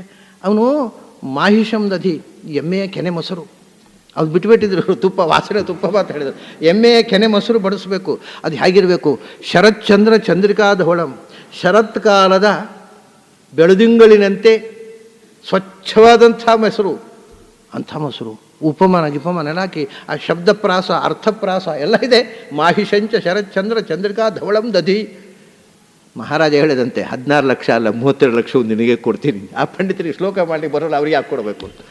ಇದು ಯಾಕೆ ಹೇಳಿದೆ ಅಂದರೆ ಈ ಥರದ ಶ್ಲೋಕ ಆಯ್ತು. ಈಗ ಗೀತೆ ಕೂಡ ಅನಾದಿ ಮತ್ತು ಶ್ಲೋಕ ಮಾಡಲಿಕ್ಕೆ ಬರೋಲ್ಲ, ಅದಕ್ಕೊಂದು ಮತ್ತು ಸೇರಿಸೋದು, ಹೀಗೂ ವ್ಯಾಖ್ಯಾನ ಬರೆಯೋದಾ. ಅದರಿಂದ ಆಚಾರ್ಯ ಹೇಳಿದರು ಅನಾದಿಮತ್ತು ಅಂದರೆ ಒಂದರ್ಥ ಆದಿ ಮತ್ತು ಆಕಾರ, ನಶ್ವರವಾದ ಆಕಾರ ಇಲ್ಲದವನು ಅಂತ ಒಂದರ್ಥ. ಇನ್ನೊಂದರ್ಥ ಆದಿಮತ್ತು, ಆದವನು ಅಲ್ಲ. ಈ ಜಗತ್ತೆಲ್ಲ ಆದಿಮತ್ತು, ಇದಕ್ಕೊಂದು ಆದಿ ಇದೆ, ಮೂಲ ಇದೆ. ಅವನಿಗೆ ಇನ್ನೊಬ್ಬ ಅಪ್ಪ ಇಲ್ಲ, ಸೃಷ್ಟಿ ಮಾಡಿದ ಮೂಲ ಇಲ್ಲ, ಆದ್ದರಿಂದ ಅವನು ಅನಾದಿಮತ್ತು. ಹೀಗೆ ಮತ್ತು ಅಂತ ಹಾಕುವುದರಿಂದ ಎರಡೆರಡು ಬಗೆಯ ಅರ್ಥ ಹೇಳಲಿಕ್ಕೆ ಬರುತ್ತೆ. ಇಷ್ಟು ಸ್ವಾರಸ್ಯ ಇರುವಾಗ ಶ್ಲೋಕ ಪೂರ್ಣೆ ಅಂತಿರಲ್ಲಪ್ಪ. ಅಲ್ಲ, ಕೆನ್ನೆ ತಟ್ಟುವರು ಇದ್ದಾರೆ ಅಂತ ಏನೂ ಹೇಳಿಬಿಡೋದ, ಸ್ವಲ್ಪ ಆದರೂ ಜವಾಬ್ದಾರಿ ಬೇಡವಾ ಅಂತ. ಆಚಾರ್ಯ ಅನಾದಿಮತ್ ಪರಂಬ್ರಹ್ಮ ನ ಸತ್ತನ್ನ ಅಸದುಚ್ಯತೆ ಅಂತ. ಅದರಿಂದ ಅನಾದಿ ಮತ್ ಪರಂಬ್ರಹ್ಮ ಅಂತ ರಾಮಾನುಜಾಚಾರ್ಯರು ಅವರಿಗೆ ಇದು ಅಸಹ್ಯ ಅಂತ ಕಂಡಿತು ಶ್ಲೋಕ ಪೂರ್ಣೆಗೆ ಅಂತ. ಅವರು ಅನಾದಿ ಮತ್ಪರಂ ಅಂತ ಒಂದು ಶಬ್ದ ಮಾಡಿದರು. ಅನಾದಿ, ಅದು ಅನಾದಿ ಮತ್ತು ಬೇಡ, ಅನಾದಿ ಸಾಕು. ಮತ್ತು ಉಳಿದ ಅದು ಮತ್ಪರಂ ಒಂದು ಶಬ್ದ. ಮತ್ಪರಂ ಅಂದರೆ ಅಹಮೇವ ಪರಹ ಅಂತ, ಸರ್ವಶ್ರೇಷ್ಠವಾದ ವಸ್ತು ನಾನೇ, ಅದು ಸರ್ವಶ್ರೇಷ್ಠವಾದ ವಸ್ತು. ಪರಂ ಸಾಕು, ಅಲ್ಲಿ ಕೂಡ ಮತ್ತು ಬೇಡ. ಯಾಕೆಂದರೆ ಎಲ್ಲಕ್ಕಿಂತ ನಾನೇ ಶ್ರೇಷ್ಠವಾಗಿರುವ ವಸ್ತು ಅಂದರೆ ಯಾವುದದು, ಅವನೇ. ಅದರಿಂದ ಅಲ್ಲಿಯೂ ಮತ್ತು ಬೇಕಾಗೋಲ್ಲ. ಪರಂ ಬ್ರಹ್ಮ ಸಾಕು. ಮತ್ಪರಂ ಅಂದರೂ ಅರ್ಥ ನಾನೇ ಶ್ರೇಷ್ಠ, ನೀನೇ ಶ್ರೇಷ್ಠ. ಯಾರು ಎಲ್ಲರಿಗಿಂತ ಶ್ರೇಷ್ಠ ಆದ ನಾನೇ, ನೀನೇ, ಮತ್ತು ಇನ್ನೊಬ್ಬ ಇಲ್ಲ. ಅಲ್ಲಿ ಪರಂಬ್ರಹ್ಮ ಬೇರೆ ಏನಿಲ್ಲ. ಅಲ್ಲಿ ಮತ್ಪರಂ ಅಂತ ಹೇಳುವ ಪ್ರಶ್ನೆ ಇಲ್ಲ. ಪರಂ ಸಾಕು, ಸರ್ವಪರಂ, ನಾಟ್ ಓನ್ಲಿ ಮತ್ಪರಂ, ಪರಂ ಫ್ರಮ್ ಎವ್ರಿಥಿಂಗ್. ಆದ್ದರಿಂದ ಅಲ್ಲಿ ಮತ್ತೆ ಅನ್ನೋದಕ್ಕೆ ಬೇರೇನೋ ಅನಾದಿ ಮತ್ತು ಬೇಡ, ಅದು ಮತ್ಪರಂ ಅನ್ನುವಲ್ಲಿ ಮತ್ತೆ ಯಾಕೆ ಬೇಕು, ಮತ್ತೆ ಅದೂ ಬೇಡ. ಆದ್ದರಿಂದ ಅನಾದಿಮತ್ ಅನ್ನೋದೇ ಒಂದು ಶಬ್ದ, ಪರಂಬ್ರಹ್ಮ ಅನ್ನೋದು ಒಂದು ಶಬ್ದ. ಅನಾದಿಮತ್ ಅಂತ ಅನ್ನೋದರಿಂದ ತುಂಬ ಅರ್ಥಗಳನ್ನು ಹೊರಡಿಸ್ಲಿಕ್ಕೆ ಬರುತ್ತೆ. ಇದು ಆಚಾರ್ಯ ಹಿಂಟು ಕೊಟ್ಟದ್ದು. 2 ಅರ್ಥ ಆಚಾರ್ಯರು ಕೊಟ್ಟರು. ಗೀತಾ ತಾತ್ಪರ್ಯದಲ್ಲಿ ಒಂದು ಅರ್ಥ ಬರೆದರು, ಗೀತಾ ಭಾಷ್ಯದಲ್ಲಿ ಒಂದು ಅರ್ಥ ಬರೆದರು. ಈ 2 ಅರ್ಥ ಹೇಳೋದ್ರ ಉದ್ದೇಶ ಏನು ಅಂದರೆ ದಶಾರ್ಥ ಸರ್ವಭಾರತೆ ಅಂತ. ಪ್ರತಿಯೊಂದು ವಿಶೇಷಣಕ್ಕೂ 10 ಅರ್ಥ ಇದೆ ಅಂತ ಅವರೇ ಹೇಳಿದ್ದು. ನಾನು 2 ಹೇಳಿದರೆ 2 ತಿಳ್ಕೊಬೇಡಿಯಪ್ಪ, ಇನ್ನು ನಾನು ಹೇಳೋದು 8 ಅರ್ಥ ಇದೆ. ನಿಮಗೊಂದು ಉದಾಹರಣೆಗೆ ಒಂದು ಅರ್ಥ ಹೇಳ್ತೇನೆ, ಆಮೇಲೆ ನಿಲ್ಲಿಸಿಬಿಡ್ತೇನೆ, ಗಂಟೆ ಆಯಿತು. ಆ ಗಂಟೆ ಅಂದರೆ ಆಗೋದಕ್ಕಿಂತ ಹೆಚ್ಚಾಯಿತು, ಯಾವಾಗಲೂ ಮುಗಿಸ್ಬೇಕು. ಯಾಕಂದರೆ ಶುರು ತಡಾದ್ರಿಂದ ಸ್ವಲ್ಪ. ಅನಾದಿ ಮತು ಅಂದರೆ ಆದಿಮತು ಅಂತ. ಆದಿಮತು ಈ ಪ್ರಪಂಚ ಸೃಷ್ಟಿ ಮಾಡಿದ. ಸೃಷ್ಟಿಯಲ್ಲಿ ಆದಿ ಯಾವುದು? ಮೊದಲ ಸೃಷ್ಟಿ ಅನಹ, ಪ್ರಾಣದೇವರು. ಅನಹ ಆದಿಹಿ, ಈ ಜಗತ್ತಿನ ಸೃಷ್ಟಿಯಲ್ಲಿ ಮೊದಲಿಗನಾಗಿ ಪ್ರಾಣದೇವರನ್ನು ಸೃಷ್ಟಿ ಮಾಡಿದವನು ಅನಾದಿಮಾನ್. ನಾನು ಅನನಿಗೂ ಆದಿ, ಅದೇ ಅನಾದಿ ಸಾಕದಕ್ಕೆ. ಆ ಆದಿಯಾಗಿರ್ತಕ್ಕ ಪ್ರಪಂಚ ಉಂಟಲ್ಲ, ಅದನ್ನು ಸೃಷ್ಟಿ ಮಾಡಿದವ ನಾನು. ಆದ್ದರಿಂದ ನಾನು ಅನಾದಿಮತ್. ಸೃಷ್ಟೌ ಅನಹ ಆದಿಹಿ ಯಸ್ಯ ಅಸ್ತಿ ಅನಾದಿಮಾನ್. ಮೊದಲಿಗನಾಗಿ ಪ್ರಾಣದೇವರನ್ನು ಸೃಷ್ಟಿ ಮಾಡಿದವ ನಾನು. ಆದ್ದರಿಂದ ಆದವು ಅನವಾನ್ ಅನಾದಿಮಾನ್, ಮೊಟ್ಟ ಮೊದಲು ಪ್ರಾಣದೇವರನ್ನು ಸೃಷ್ಟಿ ಮಾಡಿದವ ನಾನು. ಹಾಗಾಗಿ ನಾನು ಅನಾದಿಮಾನ್. ಇದು ಒಂದು ಅರ್ಥ. ಆಮೇಲೆ ಇನ್ನು 7 ಅರ್ಥ ಬಾಕಿ ಇದೆ. ನೀವು ಮನೆ ಹೋಗಿ ರಾತ್ರಿ ಕೂತ್ಕೊಂಡು 7 ಅರ್ಥ ಮನೆ ರಾತ್ರಿ ಬೆಳಗಿನ ತನಕ ಪುರುಸೋತಿದೆ. ಇನ್ನು 7 ಅರ್ಥವನ್ನು ಹುಡುಕಿಕೊಳ್ಳಿ. ಈ ಗೀತಾ ಚಿಂತನವನ್ನು, ಇವತ್ತಿನ ಈ ಚಿಂತನವನ್ನು ಇಲ್ಲಿಗೆ ಮುಗಿಸ್ತಾ ಇದ್ದೀನಿ. ಮತ್ತೆ ನಾಳೆ ಅಲ್ಲಿ ತನಕ ನಿಮಗೆಲ್ಲ ಅಭಿನಂದನೆಗಳು ಮತ್ತು ಅಭಿವಂದನೆಗಳು.